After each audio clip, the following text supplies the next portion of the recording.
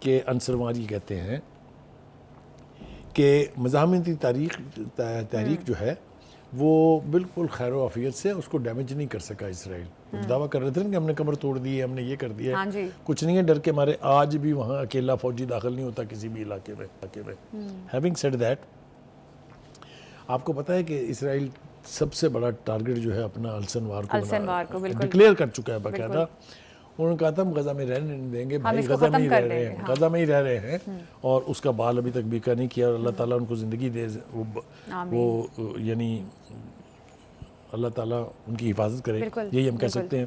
دوسری بات یہ ہے جناب, اور ڈیولپمنٹ بھی ہو رہی ہیں. ڈپلومیٹک ڈیولپمنٹ جو ہے نا, ان سے بھی خطے کی صورتحال کے اوپر بہت اثر پڑتا ہے. ایرانین پریزیڈنٹ جو ہیں انہوں نے کہا ہے کہ میں نے سعودی عرب کے جو کراؤن پرنس ہیں ان کو دورے کی دعوت دی ہے, اور وہ شاید آئیں گے بھی, اور میں بھی جلد ہی ایران کا دورہ کرنے کی خواہش رکھتا ہوں. یہ بہت بڑی ڈیولپمنٹ ہے. ماضی کے اتنے بڑے حریف جب ڈپلومیٹکلی اس قسم کی قربت کا اظہار کر رہے ہوں تو اس کا مطلب یہ ہے کہ some thing some where has changed. یہ ایران کی قربت جو ہے سعودی عرب سے, یہ نہ اسرائیل کو وارہ کھاتی ہے اور نہ ہی کھاتی ہے امریکہ کو وارہ. امریکہ تو سمجھتا ہے نا کہ ایران اس کا دشمن نمبر 1 ہے, لہٰذا یہ قربتیں جو ہیں اس سے بھی اس خطے کی صورتحال کے اوپر بہت اثرات مرتب ہوں گے, کوئی دو رائے نہیں ہے اس کے بارے میں. اور ایک بات اور جو بہت ضروری ہے کرنی, وہ یہ ہے کہ ایران کے جو سپریم لیڈر ہیں علی خامنائی, انہوں نے ایک بیان دیا تھا کہ 2-3 جگہ کے اوپر جو مسلمانوں کے ساتھ ظلم ہو رہا ہے, جس میں بھارت ہے, برما ہے, اور ایک اور نام ہے شاید غالباً, اور غزہ, میانمار, غزہ اور بھارت, جہاں مسلمانوں کے ساتھ ظلم ہو رہا ہے, یہ کسی صورت جو ہے وہ ہم برداشت نہیں کریں گے. اگر ہم ان مصائب سے غافل ہوں تو یہ ہماری ذمہ داری بنتی ہے کہ ہم ان کی مدد کو پہنچے. بہت تکلیف ہوئی ہے جناب مودی صاحب اور مودی صاحب کی حکومت کو اس کے اوپر, انہوں نے احتجاج بھی کیا اس کے اوپر. تو میں سمجھتا ہوں کہ ایران کا یہ بیان دینا کہ مسلمان جہاں بھی مشکلات سے دوچار ہیں, مسلم امہ کی ذمہ داری ہے کہ ان کی مدد کو پہنچیں, ان کے ساتھ شانہ بشانہ کھڑے ہو کے لڑیں. اب اس کا کسی کی صحت پر اثر ہوتا ہے کہ نہیں ہوتا ہے؟ اچھا بخاری صاحب, ہم نے دیکھا کہ ایران اسماعیل ہنیہ کی شہادت کا کہتا تھا کہ بدلہ لیں گے ہم نے دیکھا ہے کہ اب جیسے جیسے وقت آگے گزر رہا ہے, ایرانی صدر ایران ایسے لگ رہا ہے جیسے پیچھے چلا گیا ہے. دیکھیں یہ ایک تاثر ضرور ہے, لیکن اس کی بار بار ایران کی لیڈرشپ کی طرف سے تردید کی جا رہی ہے. ابھی بھی جو میں ایرانین پریزیڈنٹ کے بیان کی بات کر رہا ہوں, اس میں انہوں نے کہا ہے کہ یہ تاثر غلط ہے کہ ہم نے گیو اپ کر دیا اس کے اوپر. ہم وہ چونکہ ہماری ٹیریٹری کے اندر داخل ہو کے اسرائیل نے وہ کارروائی کی ہے, وہ ہم اس کا بدلہ ضرور لیں گے, لیکن وقتی طور پر ہم نے اس صورتحال کے ساتھ کمپرومائز اس لیے کیا ہے کہ غزہ کی صورتحال جو ہے تاکہ اس کا کوئی حل نکل سکے. معافی شافی وہ نہیں ہوتی, جب ریڈ فلیگ لہرا دیا جاتا ہے نا تو کچھ نہ کچھ آپ کو کرنا ہوتا ہے. وہ کب ہوگا, کیسے ہوگا, ایران نے فیصلہ کرنا ہے. What will be the timing? So that is how I see the situation in Gaza, around Gaza and in that region. بہت برق رفتاری کے ساتھ ڈیولپمنٹس ہو رہی ہیں, ڈپلومیٹک بھی. جو کوششیں ہو رہی تھی کہ جنگ بندی کا معاہدہ ہو جائے, اس میں حماس نے اپنی پوزیشن سٹیٹ کر دی ہے. انہوں نے کہا کہ ہم کسی ایسی بات کا حصہ نہیں بنیں گے جس کا مطلب صرف اسرائیل کو فیور کرنا ہو. جو اوریجنل ڈرافٹ تھا امریکہ کی طرف سے پیش کیا گیا وہاں پر جنگ بندی کا اور یرغمالیوں کی واپسی کا, اس سے ہٹ کے جتنی نئی کنڈیشنز نیتن یاہو صاحب نے شامل کرائی ہیں, ہم کسی ایک کو نہیں مانتے. بخاری صاحب, اسرائیل میں جس طرح سے ہم نے دیکھا اسٹرائکس ہوئیں, احتجاج کیے جا رہے تھے نیتن یاہو کے اگینسٹ, ابھی بھی ہو رہے ہیں, تو نیتن یاہو کا پولیٹیکل آپ کیا دیکھ رہے ہیں فیوچر؟ اس کی پولیٹیکل موت ہے, اسی لیے وہ اس جنگ کو جاری رکھے ہوا ہے, کیونکہ ملک میں ایمرجنسی ہے. اگر جنگ بند ہوتی ہے, نیتن یاہو صاحب 12-24 گھنٹے نہیں رہ سکتے پرائم منسٹر, اتنا پریشر ہے ان کے اوپر. ان کی کابینہ میں اس کے اوپر اختلافات ہیں, ڈیفنس منسٹر کے ساتھ ان کے اختلافات ہیں, اور پارلیمنٹ کے اندر تو بہت بلند, بہت سٹرونگ وائسز جو ہیں وہ اس جنگ کے خلاف جو ہیں ہمیں سنائی دے رہی ہیں. یہ کب فلسطینیوں کی کے لیے یہ عذاب ختم ہوگا, کب فلسطینی واپس اپنے گھروں کو آئیں گے, یہ ایک خواہش ہے, اس کے لیے جہد بھی ہو رہی ہے. لیکن وہ کہتے ہیں نا کہ ایک ذات اوپر بھی تو بیٹھی ہے نا, یہاں کی جو سپر پاورز ہیں ان کے اوپر بھی تو ایک سپر پاور ہے نا. اسرائیل نے حزب اللہ پہ اٹیک کیا ہے اور جس کے نتیجے میں 1000 سے زائد لوگ زخمی ہو گئے ہیں اور یہ بھی بتایا جا رہا ہے کہ ایرانی سفیر بھی اس میں زخمی ہو گئے ہیں. بخاری صاحب، اسرائیل کی ایک لمبی ہسٹری ہے اگر دیکھا جائے سیٹلائٹ اٹیکس کی، اور یہ جو سائبر اٹیک کیے ہیں انہوں نے وائرلیس کے ذریعے، کس طرح سے دیکھتے ہیں آپ اس کو؟ دیکھیے 2-3 باتیں جو ہیں وہ اس سے واضح ہیں. ایک تو یہ کہ اس کا مطلب یہ ہے کہ گراؤنڈ فورسز کے ذریعے وہ اپنے وہ اہداف حاصل نہیں کر سکے جو وہ کرنا چاہتے تھے. وہ ہم بعد میں آئیں گے جو السنوار نے جو صورتحال بتائی ہے وہاں کی اس کی طرف.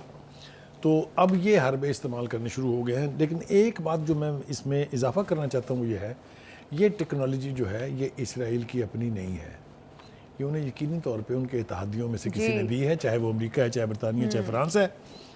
اور اس طریقے کے نئے حربے استعمال کر کے اگر جنگ جیتنے کی کوشش کی جائے گی، کیا نتیجہ نکلے گا یہ تو ہمیں پتہ نہیں ہے. لیکن جیسا میں نے کہا کہ ایک قوم، ایک سوچ، ایک آزادی کی جنگ، یہ اپنے منطقی انجام کو پہنچے بغیر کبھی ختم نہیں ہوتی. جی ٹھیک ہے. بہت سارے حوالے دیے جا سکتے ہیں، لیکن میرے خیال سے as a student of history یہ کہنا کہ آزادی کی جو جد و جہد ہے اس کو آپ زمیں بوس نہیں کر سکتے، الٹیمیٹلی وہ اپنے انجام کو پہنچتی ہے. آپ دیکھیے کتنا بڑا ظلم ہے یہ کہ آپ صرف کمیونیکیشن کا اگر یعنی ایک آلہ یا آلہ جات تباہ کر دیں وہ ایک بات ہے، لیکن اس کے ساتھ 1000 لوگوں کا ہسپتال پہنچ جانا، جس میں آپ نے یہ بھی بتایا کہ ایرانی سفیر بھی شامل ہیں، جی، تو ایک قیامت صغریٰ کا منظر ہوگا وہاں پر. آپ دیکھیے کہ ہسپتال بھر گئے ہیں، بلڈ ڈونیشن کی یعنی صحیح بات ہے، پورا کمیونیکیشن سسٹم تباہ کر دیا ذرا آپ نے. منظر نامہ دیکھیں نا، ہم یہاں بیٹھ کے خبروں کے اوپر تبصرہ آسانی سے کر دیتے ہیں، لیکن اگر آپ وہاں منظر کے اوپر ہوں تو آپ کو پتہ چلے کہ اس کی ڈیواسٹیشن کتنی ہے. But still hats off to the people of Palestine and Hezbollah as well as Hamas کہ وہ اس تمام تر بربریت کے باوجود کہ اتنے خوفناک جنگ جو ہے ان کے سروں پر مسلط ہے، وہ ابھی تک ریزسٹ کر رہے ہیں. بخاری صاحب، اب حزب اللہ کے پاس کیا آپشن ہوگا کمیونیکیشن کا؟ ہم نے دیکھا کہ حماس جس طرح سے پرچیوں کے ذریعے کمیونیکیٹ کرتے ہیں، کیا آپ یہ کریں گے؟ دیکھیے کوئی چیز بھی جنگ میں ایسی نہیں ہوتی جس کا آپشن 2 نہ ہو. کمیونیکیٹ کرنے کے ذرائع بہت زیادہ ہیں ان کے پاس. آپ کو یاد ہوگا ٹنل سسٹم کی کتنی بات ہوئی. ہاں جی. دنیا میں سمجھتا ہوں کہ اس طرح کی گوریلا وارفیئر کے لیے ٹنل سسٹم جو فلسطینیوں نے اور خاص طور سے حماس نے پورے غزہ کی پٹی کے نیچے جو ہے وہ تعمیر کیا تھا، اس نے سال ہا سال اسرائیل کو پریشان رکھا ہے، کیونکہ لوگ ان کے ذریعے اسرائیل کے علاقے میں پہنچ کے وہاں جا کے اپنی جنگی آزادی جو ہے وہ لڑ رہے تھے. اس کے ساتھ ساتھ اس وقت وہاں صورتحال کیا ہے؟ بخاری صاحب، یہ بہت بڑا اٹیک ہے حزب اللہ پہ. اب حزب اللہ کیا جوابی اٹیک کرے گا اپنے بڑے ویپنز کے ذریعے تاکہ اسرائیل کو بھی سبق سکھایا جا سکے؟ دیکھیے اسرائیل کو حزب اللہ بلیڈ تو کراتا آ رہا ہے. آپ نے دیکھا کئی مرتبہ انہوں نے ان کا وہ جو آئرن ڈوم ہے اس کا بھرم توڑا ہے. ابھی حال ہی میں حوثیوں نے جو میزائل استعمال کیا ہے، وہ تو بھرم ٹوٹ گیا وہ آپ نے دیکھا ہوگا کہ اتنی بڑی پینیٹریشن ایک ایسے سسٹم کے بیچ جس کو کہا جاتا تھا کہ یہ ایک ایسا حصار ہے جس کو کوئی توڑ نہیں سکتا ہے، اس میں اتنے بڑے اور اتنے خوفناکی اپنے اندر رکھنے والے میزائل کا انٹر ہو جانا اور ہٹ کرنا جا کے. ایسا نہیں ہے کہ وہ صرف داخل ہوا اور اس نے کیا کچھ نہیں ہے. چیخیں سنی ہیں لوگوں نے ان کی بھی، صحیح بات ہے، اور چیخیں ابھی تو اور سنیں گے. دیکھیے اس کے حوالے اور الائڈ ایکٹیویٹیز ہیں، وہ بعد میں ذرا بات کرتے ہیں. جو میرے نزدیک سب سے اہم بات ہے اس کے بعد، یہ میزائل سسٹم تو بالکل ٹھیک ہے، یہ ہم نے دیکھا اور ہمارے ناظرین جو ہے اس وقت دیکھ بھی رہے ہوں گے اسکرین کے اوپر. اس کے حوالے سے ایران کے اوپر الزام لگایا گیا کہ جی یہ میزائل اس نے مہیا کیے ہیں. ایران کے پریزیڈنٹ نے کہا کہ جناب یہ میزائل ہم نے بالکل ان کو نہیں دیے ہیں، یہ ان کا انڈیجنس سسٹم ہے. اور اگر میں ایک لمحے کے لیے، ہم نے دیکھا کہ حزب اللہ کے پاس بیلسٹک میزائلز بھی ہیں. ہم نے اس سے پہلے جو انہوں نے جن میزائلز کے ساتھ حملہ کیا ہے وہ شاید اس طرح سے اتنے کیپیبل میزائلز نہیں تھے. حوثیوں کی بات کر رہے ہیں کہ حزب اللہ کی بات کر رہی ہوں خاص طور پہ. تو ابھی آپ کو کیا لگتا ہے کیا یہ اپنے بیلسٹک میزائل استعمال کریں گے؟ دیکھیے وہ کہتے ہیں نا کہ جنگ آمد تنگ آمد بجنگ آمد. جب ان کی زندگیوں کو اتنے خطرات، اتنے شدید خطرات لاحق ہوں گے تو پھر تو وہ they will do anything that they can do.